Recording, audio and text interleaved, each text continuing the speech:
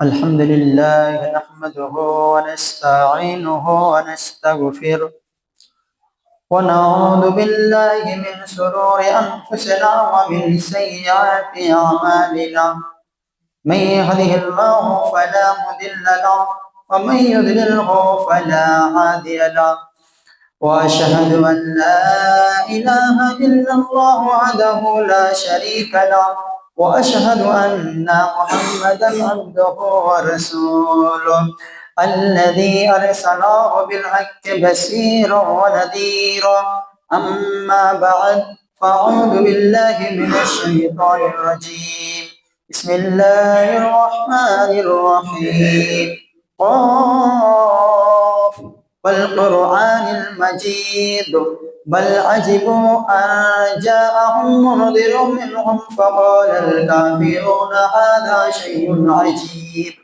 أإذا متنا وكنا ترابا ذلك رجع بعيد قد علمنا ما تنقص الأرض منهم وعندنا كتاب حفيظ.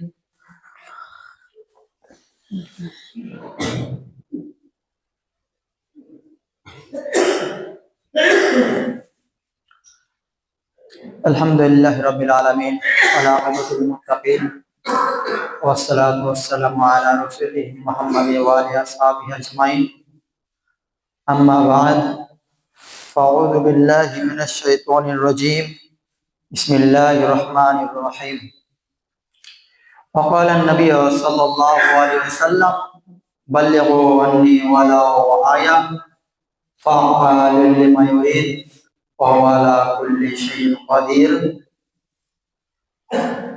وما كان للنبي أن يغل ومن يغل يأتي بما غل يوم القيامة ثم توفى كل نفس ما كسبت وهم لا يظلمون.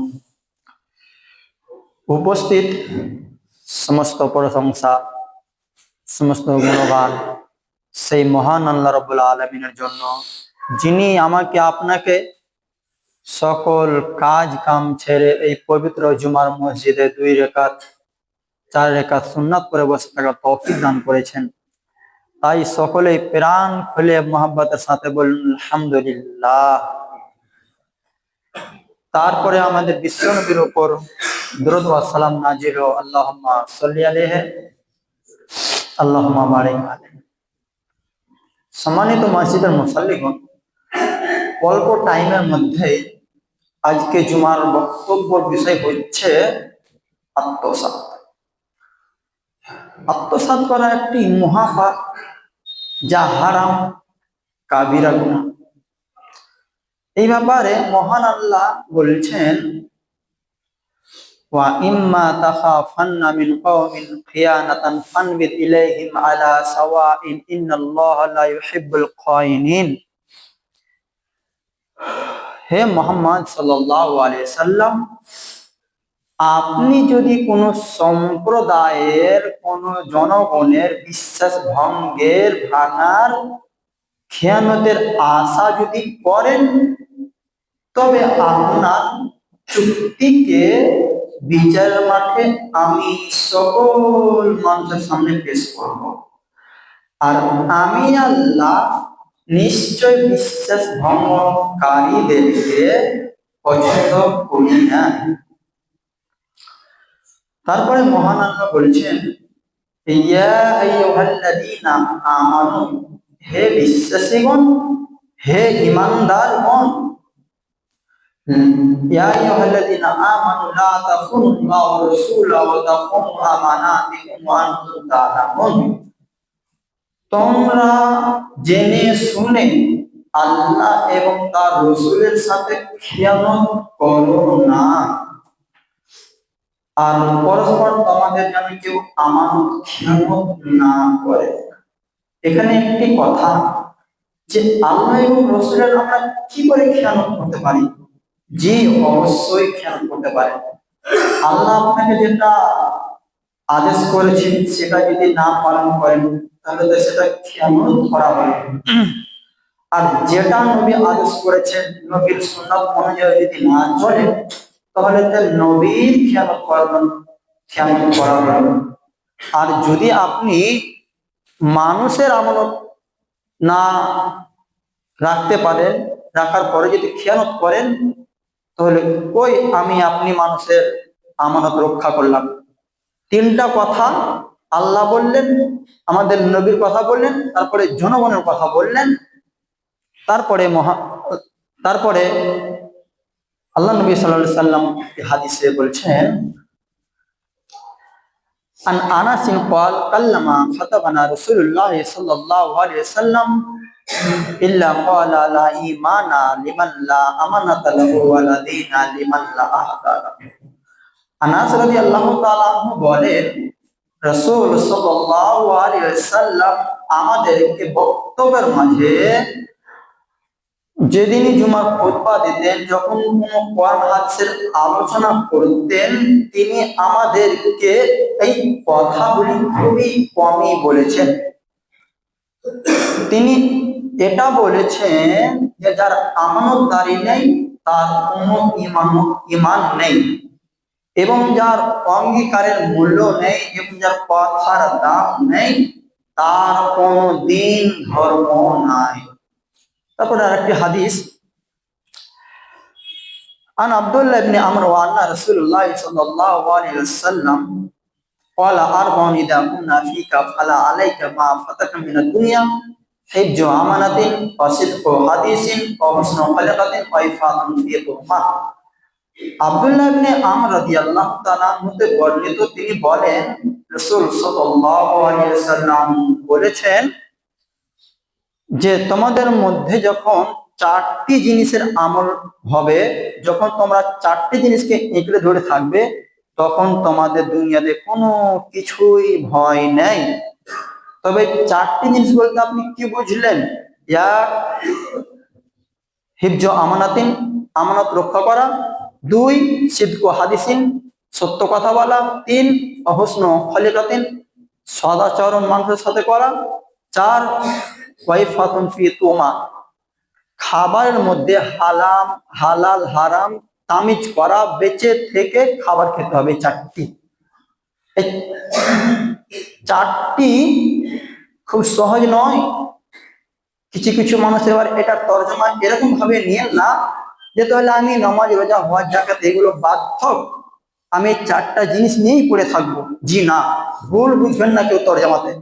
কিন্তু আপনাকে আগে যেটা ইসলামের বুনিয়াদ পাঁচটি রয়েছে, ইসলামের কোটি পাঁচটি রয়েছে, সেটিকে পরে এটি যদি করেন তাহলে আপনার এই দুনিয়াতে ভয় নেই এবং পরকালও কিছু ভয় নেই। আমি আপনাদেরকে দুটা হাদিস এবং দুইটা কোরআনের আয়াত পেশ করে শোনালাম। তাতে আশা করছি আপনারা বুঝতে পেরেছেন যে আজকের জুমার খুতবা কি সম্পর্কে হবে। একটু আপনাদেরকে টাচ দিলাম, চেতনা করলাম, জাগ্রত করলাম, যাতে আপনারা একটু বুঝতে পারেন। কিন্তু দেখছি যে মুসাল্লি ঘুমাচ্ছে। প্রত্যেক জুমার খুতবাতেই দেখছি ফার্স্টে এসে মসজিদের মুসাল্লি ঘুমাতেই থাকছে। একটা কথা বারবার বলতে আপনারা বাধ্য করিয়েন না, একটু শোনার চেষ্টা করেন। এবার আসেন মেন আলোচনায় ঢুকলাম আমি। শুধু এতক্ষণ আপনাদেরকে আমি টাচ দিয়ে গেলাম, এবার মেন আলোচনাতে আসেন। মহান আল্লাহ বলছেন ফার্স্টে, ওয়ামা কানা লিনাবিয়্যিন আইয়াকুল্লা, কোন নবীর পক্ষে আত্মসাৎ করা, চুরি করা, জনগণের টাকা পয়সা মেরে নেওয়া, এটা কোন নবীগণের আলামত নয়, এটা কোন নবীগণের খুশুসিয়ত নয়।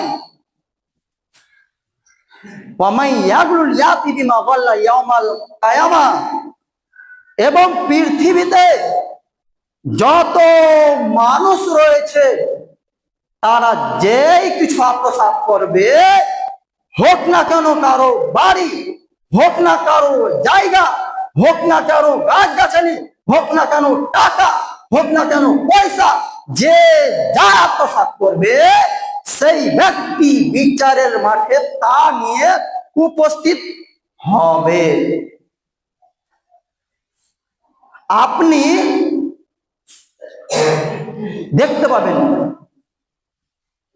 সুম্মা তুওয়াফা কুল্লু নাফসিন মা কাসাবাত, এবং পৃথিবীতে যে যা আমল করেছে, যে যা করেছে, তাকে বিচারের কাঠগড়াতে আদমের ছেলে মেয়েকে অক্ষরে অক্ষরে বুঝিয়ে দেওয়া হবে।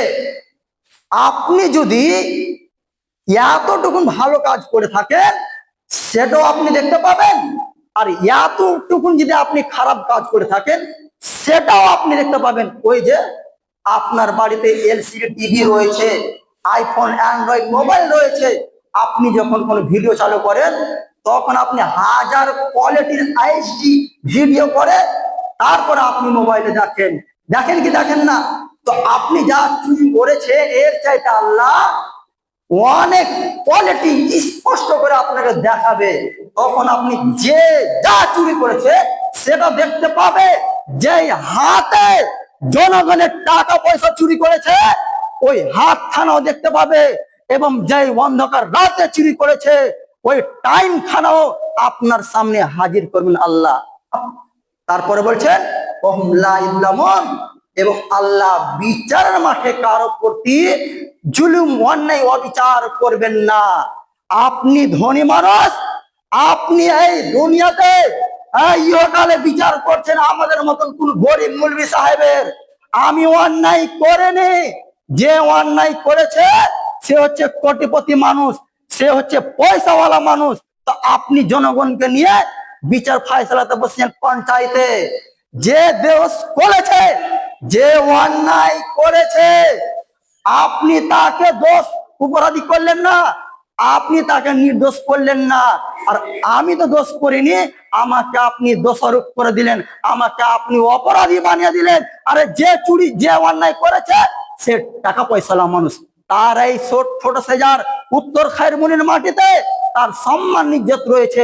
ওই জন্য আপনি তার বিচারটা আমার উপরে ঢেলে দিয়ে আমাকে দোষারোপ করে দিলেন।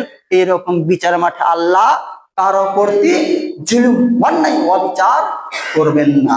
সম্মানিত মসজিদের মুসাল্লিগণ, সম্মানিত দায়িত্বশীলগণ, আপনাদেরকে বলে যাচ্ছি শোনেন, মসজিদের যদি 1 টাকা হারায়, আরে 1 টাকা তো দূরের কথা, 8 আনা 50 পয়সা যদি হারায়, আরে 50 পয়সা তো দূরের কথা, যদি 25 পয়সা হারায়, আরে ধর 25 পয়সা তো দূরের কথা, মসজিদের যদি 1 পয়সা হারায় তাহলে এই বেটা কিয়ামতের মাঠে টিকতে পারবেন না।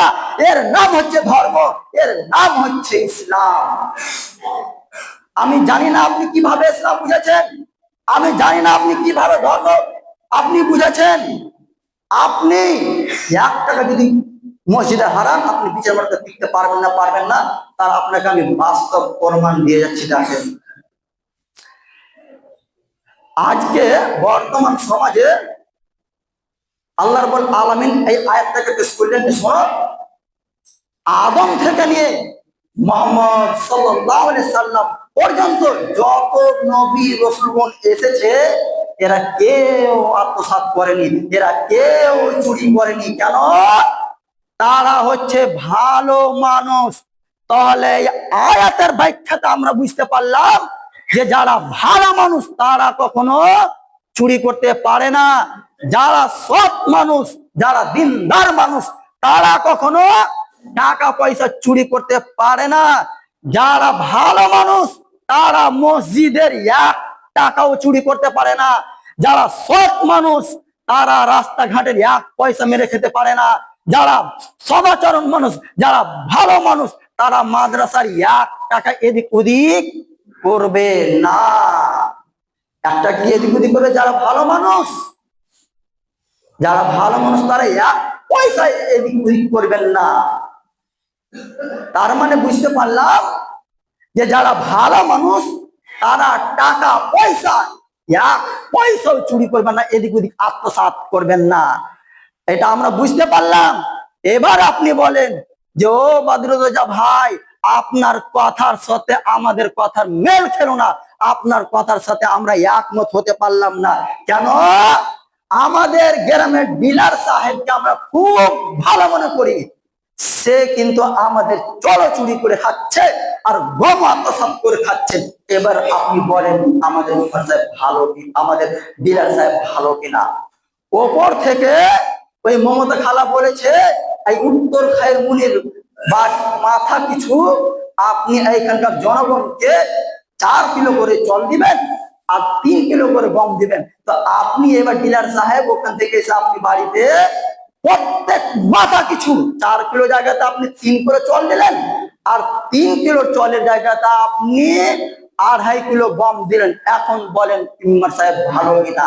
আরে আমি আপনি মনে করেছি যে রাতের বেলাতে ওই কোটিপতি বাড়িতে টাকা পয়সা সোনা দানা চুরি করলো সেই চোর। আগে দেখেছেন, আগেকার যুগে পিতলের কলসি চুরি হতো বাড়িতে, যারা বয়স্ক মানুষ তারা হয়তো দেখেছে বুঝবে।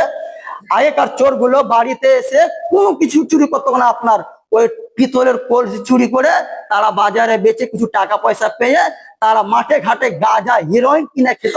তখন ওই সব চোর যখন আমাদের এই গ্রামে ধরা পড়তো তখন আমরা বলতাম যে এই হচ্ছে চোর। আরে ডিলার সাহেব যে প্রত্যেকটা মাথা পিছু 1 কিলো করে চল আর 500 কিলো গম মেরে খাচ্ছে, একে আমরা চোর মনে করি না। আরে সব থেকে বড় চোর ওই ডিলার সাহেব। কেন? যে যত বড় দায়িত্বশীল সে তত বড় চোর, যে যত বড় দায়িত্বশীল সে তত বড় চোর, যে যত উঁচু পদে রয়েছে সে তত বড় চোর। ঠিক দেখেন, আপনাদের ডিলার অবস্থা যেমন, আপনাদের মেম্বার অবস্থা যেমন, আপনাদের মেম্বারের অবস্থা যেমন, আপনাদের মসজিদের ক্যাশের অবস্থা যেমন, আপনাদের মসজিদের ক্যাশের অবস্থা যেমন, আপনাদের গ্রামের মাদ্রাসার সেক্রেটারি ক্যাশের অবস্থা ঠিক একই তেমন। এরা কেউ ইসলামকে জানে না, এরা কেউ দায়িত্ব পালন করতে জানে না, এরা কেউ ইসলামকে বুঝে না, এরা ইসলামের এতটুকু জ্ঞান পর্যন্ত রাখে না। এরাই নাকি সর্দার, এরাই নাকি ক্যাশিয়ার। আরে কেউ হবে সর্দার ক্যাশিয়ার? আমরা তো বুঝতে পারলাম না। আমি আপনি মনে করছি যে এই গ্রামের মাটিতে যা 2-4 লাখ টাকা বা যে 2-4 কোটি টাকার মালিক সে হবে মসজিদের সর্দার, সে হবে মসজিদের ক্যাশিয়ার, সে হবে মসজিদের সেক্রেটারি। আল্লাহ রাব্বুল আলামিন বলছে, হে আদমের ছেলে মেয়ে শোনো, মসজিদের দায়িত্ব, সমাজের দায়িত্ব, সমাজের সর্দার, মেম্বার, মন্ত্রী, এমএলএ, এমপি, সিএম, পিএম যে যা দায়িত্ব করবে করুক, তাতে কোনো আসে যায় না, কিন্তু তাকে সর্বপ্রথম ইসলামকে বুঝতে হবে, তাকে আমানতদারিতা হতে হবে, তাকে আমানত রক্ষা করতে হবে, তাকে ইসলামের জ্ঞান রাখতে হবে, তাকে 5 ওয়াক্ত সালাত আদায় করতে হবে, তাকে দাড়ি ছেড়ে সালাত আদায় করতে হবে। তাহলে সেই সমাজের দায়িত্ব পালন করবে। সম্মানিত মসজিদের মুসাল্লিগণ, এবার আসেন আপনাকে দেখাচ্ছি একটু আপনাদের মেম্বারের অবস্থা। ওপর মহল থেকে রায় পাস হলো যে এই ছোট সেজার উত্তর খায়ের গুনির মাটিতে আপনি একটি রাস্তা করে দেন ঢালাইয়ের, আর সেই জায়গাতে আপনি 8 ইঞ্চি ঢালাই করবেন। কয় ইঞ্চি? কথা হয়তো বুঝতে পারছেন না মনে হয়। 8 ইঞ্চি ঢালাই করতে বললেন। তো মেম্বার সাহেব বাড়িতে এসে দেখছে যে এখানে তো রাস্তা একা বেঁকা, এখানে যদি আমি 8 ইঞ্চি ঢালাই করি তাহলে আমার পকেট থেকে অনেক টাকা চলে যাবে, আর এই জায়গাতে যদি আমি 5 ইঞ্চি কিংবা 6 ইঞ্চি যদি ঢালাই করি তাহলে আমার পকেটে অনেক পয়সা থেকে যাবে। এখন বলেন আপনার মেম্বার সাহেব কি ভালো মানুষ? আরে আপনারা মনে করছেন সে মেম্বারের পদে আছে, আমরা যদি এখন তার বিরুদ্ধে কথা বলি তাহলে আমাদেরকে জেলে যেতে হবে। আর আমি তো আপনাদের কোনো মেম্বারের নাম নিয়ে কথা বলতে আসেনি। জৈসি করনি ওইসি ভরনি, যে যেমন কর্ম করবে সে তেমনই ফল পেয়ে যাবে, সে বুঝে যাবে যে আমাকেই বলছে। আর আমি তো আপনাদের এই গ্রামের মেম্বার প্রধান কাউকে তো আমি চিনি না। আচ্ছা বলেন তো, ওই লোকটি 8 ইঞ্চি জায়গাতে 6 ইঞ্চি ঢালাই দিল কেন বলেন তো? একটা কেউ বলতে পারবেন? বলতে পারবেন? শুধু হাতটা উঠছে আমাকে ইশারা করে দেখান, মুখে আওয়াজ করতে হবে না। বলতে পারবেন কেন 8 ইঞ্চি জায়গাতে 6 ইঞ্চি ঢালাই করলো? কেউ বলতে পারবেন না। ওই লোকটা, ওই মেম্বার 8 ইঞ্চির জায়গাতে 6 ইঞ্চি ঢালাই করলো শুধু এই কারণে তার অন্তরে ইমান নেই। সেই কারণে সেই লোকটা 8 ইঞ্চির জায়গাতে 6 ইঞ্চি ঢালাই করলো শুধু এই কারণে সেই ইসলামকে বুঝনি। তাই সেই লোকটা 8 ইঞ্চি জায়গাতে 6 ইঞ্চি 5 মিনিট ঢালাই করলো শুধু এই কারণে সেই অশিক্ষিত, সেই অশিক্ষিত বাচ্চা অশিক্ষিত। ও বদরুদ্দোজা ভাই, হিসাব করে কথা বলেন। পাকুড় জেলা থেকে আমাদের বীরভূম জেলাতে চাকরি করতে এসেছেন, আজকে সালাত আদায় করে আপনাকে বাড়িতে যেতে দিব না। আপনি আমাদের মেম্বার সাহেবকে অশিক্ষিত আর মূর্খ বলছেন, মানে যে আপনাকে আমি এটাই দেখাতে চাচ্ছি, আমি আপনাকে প্রমাণ ছাড়া কথা বলবো এটা আপনি মনে করিয়েন না। আর আপনার বুঝের মতন যে আমি বিনা প্রমাণে এসেছি এই মেম্বারে যে খুতবা দিব, এটাও আপনি মনে করিয়েন না। কেন? আহলে হাদিসের খুশিসের একটা ভালো আছে যে তারা প্রমাণ ছাড়া, দলিল ছাড়া কোনো কথা বিশ্বাস করবে না। দেখেন আমার কথার সাথে মেল খায় কি খায় না, আমি আপনাকে প্রমাণ দিচ্ছি। দেখেন আবু হুরায়রা রাদিয়াল্লাহু তাআলা আনহু হতে বর্ণিত, বাইনামান নবী সাল্লাল্লাহু আলাইহি সাল্লাম ইউহাদ্দিসু ইজাজ আরাবিয়্যুন, আমাদের নবী সাহাবায়ে কেরামদেরকে নিয়ে আলোচনা করছিলেন। কোন জায়গাতে আলোচনা করছিলেন, কোন মিটিং করছিলেন, আলোচনা করছিলেন, যেই হোক।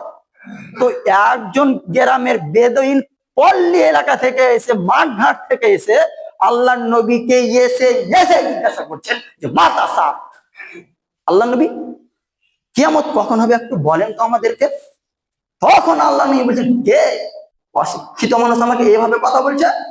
এখানে একটা দিনই আলোচনা হচ্ছে, আর এখানে একটা জরুরি মিটিং হচ্ছে, এখানে কথাবার্তা আলোচনা হচ্ছে, আর এসে এসে বলছেন যে মাতা সাহ কেমন কখন হবে? কোন সালাম নেই, কালাম নেই, কথাবার্তা নেই, কেমন আছেন, কি করছেন, একটু দরকার আছে, এটা তিনি বললেন না। এসে এসে কি মাতা সাত, আল্লাহ নবী বলেন কেমন কখন হবে। তখন আল্লাহ নবী বলেছিলেন যে শোনো, যেই দিন সমাজের দায়িত্ব অশিক্ষিতর হাতে চলে যাবে সেই দিন কিয়ামত হবে। এই কথা তো বুঝতে পারলাম না, কেন? সে তো অশিক্ষিত মানুষ, পড়াশোনা কিছু জানে না, কিভাবে 10-এর পয়সা ধ্বংস হবে, পয়সা তার এটা মাথায় ঢুকলো না।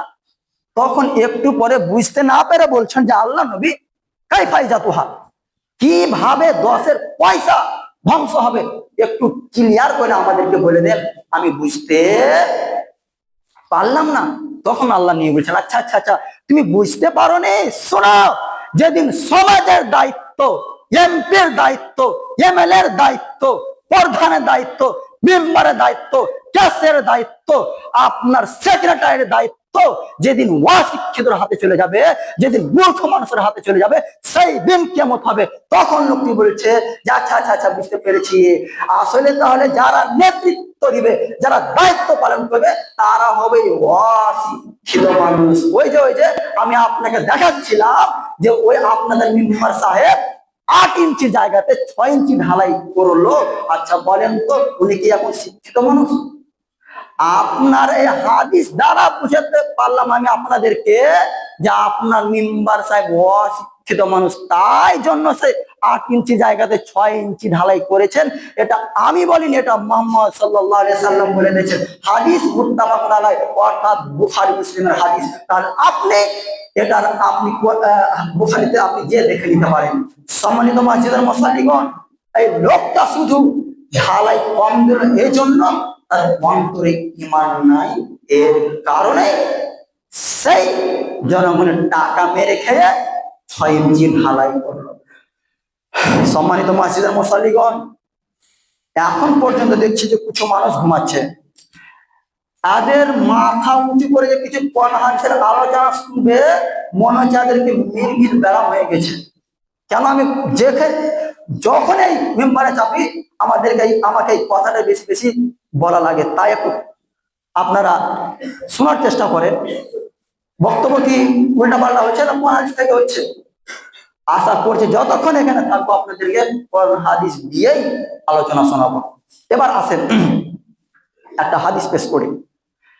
আন আবি হুরায়রা ইন্নান নবী সাল্লাল্লাহু আলাইহি ওয়াসাল্লাম قال لا يزني الزاني حين يزني وهو مؤمن ولا يشرب الخمر حين يشربها وهو مؤمن ولا يسرق السارق حين يسرق وهو مؤمن।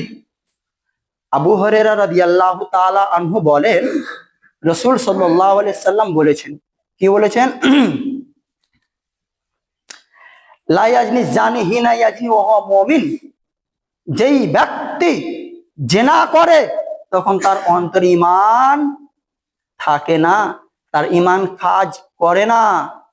এবার দেখেন আপনাদের এই গ্রামের মানুষ সলাতও আদায় করছে এবং মোবাইলে মেয়েদের সাথে কথাও বলছে। এখন বলেন আপনার ওই সব মুসাল্লিদের ইমান আছে? এবারে এক ধরনের মুসাল্লি যারা সলাত তো আদায় করে না দিন রাত আড্ডা মেরে সময় কাটাচ্ছে, তারা দিন রাত দেখেন তার মোবাইলে মেয়েদের সাথে হোয়াটসঅ্যাপে চ্যাটিং করছে, ইনস্টাগ্রামে চ্যাটিং করছে, আর ফেসবুকে চ্যাটিং করছে, আর দিন রাত ফোনে কথা বলছে। এখন কি ওই যুবক ছেলের ইমান আছে? কথা হয়তো খারাপ লাগতে পারে, আপনাকে এটা হাদিস থেকে শোনাচ্ছি, আপনাকে তাদের খারাপ লাগলো তো কি আর আপনাকে ভালো লাগলো তো কি, এটা আমার আছে কিছু যায় না। তো ওই লোকটার কি এখন ইমান আছে? ইমান নেই, এটা মুহাম্মদ সাল্লাল্লাহু আলাইহি সাল্লাম বলছেন। তারপর দেখেন কি বলছেন, ওয়ালা ইয়াশরাবুল খামরা হিনা ইয়াশরাবু ওয়া হুয়া মুমিন, যেই ব্যক্তি নেশাদার দ্রব্য খায় পান করে তার অন্তরে ইমান আছে, এই কথা ইসলাম মেনে নেই না। তার অন্তরে ইমান নেই, তার অন্তরে ইমান কাজ করে না। কাদের? যারা নেশাদার দ্রব্য খায় পান করে তাদের।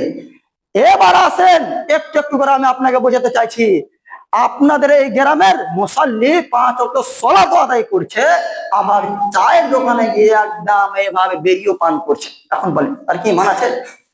5 ওয়াক্ত সালাত আদায় করছে এবং গুলো মারছে উজু করার আগে, আর কি এখন ইমান আছে? 5 ওয়াক্ত সালাত আদায় করছে এবং ওই গুটকা বুঝেন কিনা, ওই থ্যানি 5000 তিরঙ্গা এইগুলো নিয়ে সে বাকিতে ভরে রাখছে, এখন তার ইমান আছে? তার ইমান নেই, এ কথা ঠিক। কেন? আল্লাহ নবী সাল্লাল্লাহু আলাইহি সাল্লাম বললেন, লা ইয়াশরাবুল খামরা ওয়া লা ইয়াশরাবুল খামরা হিনা ইয়াশরাবু ওয়া হুয়া মুমিন, যে ব্যক্তি নেশাদার দ্রব্য খায় পান করে তাদের অন্তরে ইমান আছে, কথা ইসলাম মেনে নেই না। আমি আপনাকে একটা বাক্য দেখাই। মহান আল্লাহ বলেছেন, ইয়া আইয়ুহান নাস, হে পৃথিবীর মানব সম্প্রদায়, কুলু মিম্মা ফিল আরদি হালালান তাইয়িবান, তোমাদেরকে পৃথিবীতে আমি যা দিয়েছি তা হতে বৈধ রুজি ভক্ষণ করো, পবিত্র পাক ভালো জিনিস ভক্ষণ করো। তো আচ্ছা বলেন তো, এত বড় পৃথিবীর বুকে আল্লাহ কত রকম খাবার দিলেন, দামি দামি কত খাবার দিলেন। দামি দামি খাদ্যের মধ্যে কাজু, আখরোট, কাঠবাদাম, কিশমিশ, মোরব্বা, আপেল, কলা, খেজুর, কত কত দামি দামি খাদ্য দিলে, এই দামি দামি খাদ্য বাদ দিয়ে আপনি ওই আপনার কপালে ওই সিগারেট পান করে জুটলো, আপনাকে ওই বেড়েটাই পান করতে ভালো লাগলো চায়ের দোকানে বসে গিয়ে, আপনাকে ওই গুটকাটাই খেতে ভালো লাগলো। এই এত বড় পৃথিবীর মধ্যে এত দামি খাদ্যের মুখে লাথি মেরে আপনি পকেটে বেড়ে নিয়ে ঘোরা, আপনাকে একটু খারাপ লাগে না? হ্যাঁ, আপনাকে কি একটু খারাপ লাগে না? আপনাকে একটু লজ্জা নাই, একটু শরম নাই, একটু হায়া নাই? আজকে তওবা করে উঠবেন যে আমি আর জিন্দেগিতে এই নেশাদার দ্রব্য তো খাবো না, এই বেরি সিগারেট গুল খাইনি পাশের মুখে লাথি মেরে তওবা করে উঠবেন।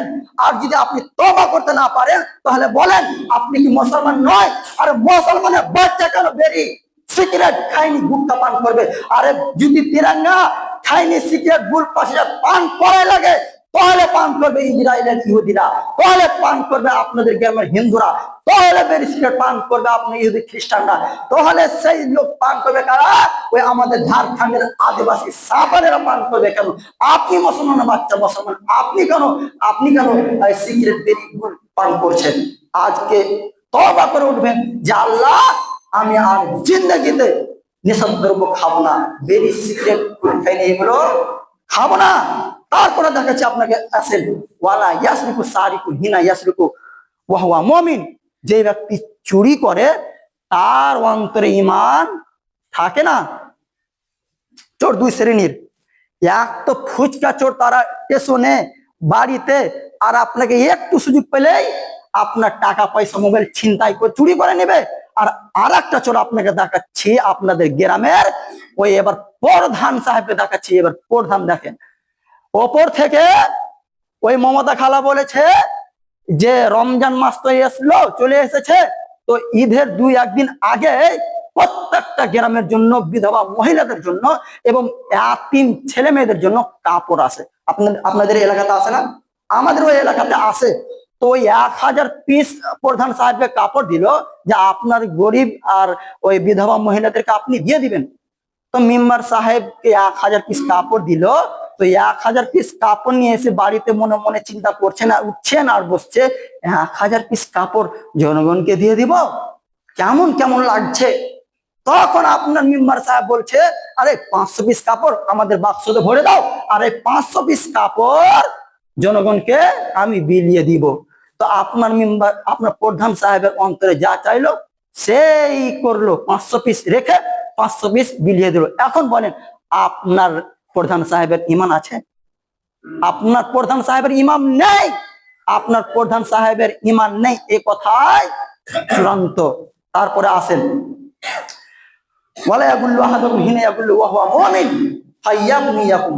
যারা আমানত আত্মসাৎ করে, যারা আমানতের খেয়ানত করে, তাদের ঈমান নেই। এখানে আমি আপনাকে একটা হাদিস পেশ করে আমি আপনাকে দেখাচ্ছি, বাস্তব ঘটনা আপনাকে নকল করে দেখাচ্ছি, মিলছে কিনা আপনি শুধু দেখবেন। আন আবি হুরায়রা قال قال رسول الله صلى الله عليه وسلم আয়াতুল মুনাফিকি সালাতুন, মুনাফিকের আলামত হচ্ছে তিনটি। সালাতুন মানে তিন, যাকে আপনারা বাংলাতে বলে তিন, ইংরেজিতে বলেন থ্রি, তো আল্লাহ নবী আরবিতে বললেন যে সালাতা, তিনটি। তো আমি আপনাকে 3 নম্বর বাক্যটি দেখাচ্ছি। সেই বাক্যটি কি? ওয়াইদা উতমিনা খানা, যে ব্যক্তি আমানত খেয়ানত করে, এ হচ্ছে মুনাফিকের আলামত। এবার আপনাকে একটা দেখাচ্ছি, আপনাকে যদি ব্যাখ্যা না করে দেখায় তো আপনি বুঝতে পারবেন না। চলেন, আপনাদের এই মসজিদের যখন হিসাব হচ্ছে বছরের শেষে হবে বলেন তো, আপনাদের যখন মাদ্রাসার হিসাব হচ্ছে বছরের শেষে, তখন প্রায় 50,000 টাকা, 1 লক্ষ টাকা কম। এরকম কমে কি কমে না বলেন? কমে তো। তো ওই যে 50,000 টাকা কমলো, 1 লাখ টাকা কমলো, তো আমাদের ওই ঝাড়খণ্ডের সাঁওতাল গুলো চুরি করতে এসেছিল, ওই আদিবাসী গুলো পয়সা চুরি করতে এসেছিল, না আপনাদের এখানকার কোন লোক চুরি করেছিল? কে বলেন তো চুরি করেছিল? ওই আপনার ক্যাশিয়ার সাহেব, ওই আপনার সেক্রেটারি সাহেব, ওই জুমার দিনে কৌটার যত টাকা পয়সা উঠেছিল, একখানা 500 টাকা লোট ওপর পাকিটে ভরে দিল, এবং খুল্লারে কি যা পয়সা তা এই পাকিটে থাকলো। তো তিনি এই জুমার সালাত আদায় করে ভাত না খেয়ে বাড়িতে সিধা স্টেশনে এসে দেখছে যে একজন ব্যক্তি নদীর আর পুকুরের হোক টাটকা বড় বড় একদম কাতলা মাছ নিয়ে এসেছেন। তখন বলছে, ভাই কত করে? 400 টাকা কিলো। তখন বলছে, ভাই 400 টাকা কিলো, তো আমার কাছে তো ভাই পয়সা নাই, কালকে দিলে হবে না? বলছে, না ভাই, আমি তো এক্ষণে নিয়ে আসলাম, আপনাকে যদি নিতে হন তাহলে আপনি সাথে সাথে পয়সা দিয়ে নিয়ে যান। তখন বলছে, আরে আমার পাকিটে তো পয়সা আছে, মসজিদের পয়সা। আরে কে আমার পাড়ার লোকজন আছে, আরে কে আমার গ্রামের লোকজন আছে, আমি মসজিদের টাকা দিয়ে মাছটা কিনে নি। তখন ওই মসজিদের টাকা নিয়ে মাছটা কিনে নিয়ে চলে আসলো, ওই বাড়িতে মজ মাস্তি করে আরামে খেলো। আর ওই 500 টাকা যে মসজিদের এই পাকিট থেকে মাছ কিনেছে, ওই টাকাটা মসজিদের ব্যাগে রাখেনি, মসজিদের অ্যাকাউন্টও রাখেনি, মসজিদের বাক্স তো রাখেনি, তাই জন্য 500 টাকা কমেছে। কথা মনে হয় ভুলভাল হচ্ছে নাকি? এরকম হয় না? তাই জন্য আপনার মসজিদের টাকা হারিয়েছে, তাই জন্য আপনার মসজিদের টাকা হারিয়েছে। আপনাদের মসজিদের সেক্রেটারির ক্যাশের অবস্থা যেমন, আপনাদের গ্রামের মেম্বার প্রধানের ঠিক অবস্থা একই রকম। তাই জন্য জনগণের টাকা পয়সা আত্মসাৎ করেছে। এবার বলেন, এই হাদিস দিয়ে আল্লাহ নবী বললেন যে মুনাফিকের আলামত হচ্ছে তিনটি। তার 3 নম্বরটি হচ্ছে যে যারা আমানতের খেয়ানত করে, তারা হচ্ছে মুনাফিক। এবার বলেন, আপনার মুনাফিক কে হলো? যে জনগণের টাকা পয়সা হারাবে, চুরি করে খাবে, আত্মসাৎ করে খাবে, সে হচ্ছে মুনাফিক। আর একটা হাদিস বলে আমার বক্তব্য শেষ করে দিব।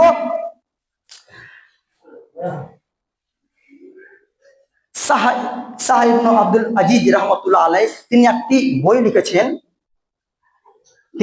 বই লিখেছেন, বুস্তানুল মুহাদ্দিসিন। এটা শুনেন তাহলে আপনার আরো ক্লিয়ার হয়ে যাবে। বুস্তানুল মুহাদ্দিসিন একটা বই লিখেছেন। তো ওই বইয়ের মধ্যে একটা ঘটনা উল্লেখ করেছেন আব্দুল্লাহ ইবনে মুবারক। নাম শুনেছেন? নাম কি? আব্দুল্লাহ। তো বাপের নাম কি হবে? মুবারক। আমি আপনাকে মোবারকের ঘটনা শোনাচ্ছি। মোবারক গরিব মানুষ, তিনি বাড়ি থেকে বেরিয়ে গেল কাজের জন্য, নকরির জন্য, জব করার জন্য। তো একজন রিচ ম্যান, ধনী মানুষ, পয়সাওয়ালা মানুষ বলছেন তোমাকে আমি কাজে নিব। তো ঠিক আছে, কাজ কি? ওই যে আমার বড় একটি বিরাট আমের বাগান আছে, ওই বাগানে আপনি শুধু পানি দিবেন, দেখাশোনা করবেন যাতে গরু ছাগল না ঢুকে, এটাই আপনার ডিউটি। আচ্ছা, কাজে লেগে গেল। কাজে লেগে যাওয়ার পরে 1 বছর, 2 বছর, 3 বছর, 4-5 বছর ধরে এক টানা লম্বা টানা কাজ করে চলে গেল। তখন ওই রিচম্যান, ওই বাগানের মালিক, একজন তার বন্ধুকে নিয়ে এসে বলছেন, চলো বন্ধু, আমাদের বাগানে 4-5 বছর থেকে যাওয়া হয়নি, আমার বাগানে আপনাকে মিষ্টি মিষ্টি আম খাওয়াবো, মিঠা মিঠা আম খাওয়াবো। তখন ওই লোকটি তার বন্ধুকে নিয়ে বাগানে প্রবেশ করলো, বাগিচাতে প্রবেশ করলো, বাগে প্রবেশ করলো। তখন ওই ওই কর্মচারীকে, ওই যে যাকে কাজের জন্য রেখেছে, তাকে ডাক দিয়ে বলছে, মোবারক, এসো, আমার বন্ধুকে আমি সাথে করে নিয়ে এসেছি। আজকে আমাদের বাগানের সব চাইতে মিষ্টি মিষ্টি আম, সব চাইতে মিঠা মিঠা আম আমাদের সামনে নিয়ে এসো। আব্দুল্লাহ মোবারক এক করে থেকে গাছের আম এভাবে পেরে নিয়ে এসে যখন তাদের প্লেটে কেটে কেটে দিল, তখন তারা দুই বন্ধু, অর্থাৎ বাগানের মালিক আর বাগানের মালিকের বন্ধু, যখনই খেতে গেল টক, আবার যখন খেলো মিষ্টি, আবার 1 পিস যখন নিল খাট্টা, আবার যখন 1 পিস নিল তখন কষা, আবার 1 পিস যখন নিল তখন একটু একটু তিতার মতো ভাব হচ্ছে। তখন ডাক দিয়ে বলছে, মোবারক, তুমি আমাকে আমার বন্ধুর সামনে অপমান করছো। তোমাকে আমি বললাম যে তুমি মিষ্টি মিষ্টি আর মিঠা মিঠা আম নিয়ে এসো, তো তুমি খাট্টা টক কাঁচা কষা কেন নিয়ে এসেছো? যাও, তুমি আবার নিয়ে এসো। তখন তিনি আবার এইভাবে পেরে পেরে নিয়ে এসে যখন আবার একই জায়গায় দিল, যখন আবার মুখে দিচ্ছেন তখন তিতা, আবার যখন মুখে দিচ্ছেন তখন কস, আবার যখন মুখে দিচ্ছে তখন খাট্টা, আবার যখন মুখে দিচ্ছে তখন মিঠা, 5-6 রকম লাগলো। তখন বলছে, হ্যাঁ মোবারক, তুমি কেন আমায় ইনসাল্ট করছো? তুমি কি আমার সম্মান নিজে বুঝো না? তোমাকে আমি বললাম যে তুমি আমার বাগান থেকে আম নিয়ে এসো, তুমি একই কেস করেছো।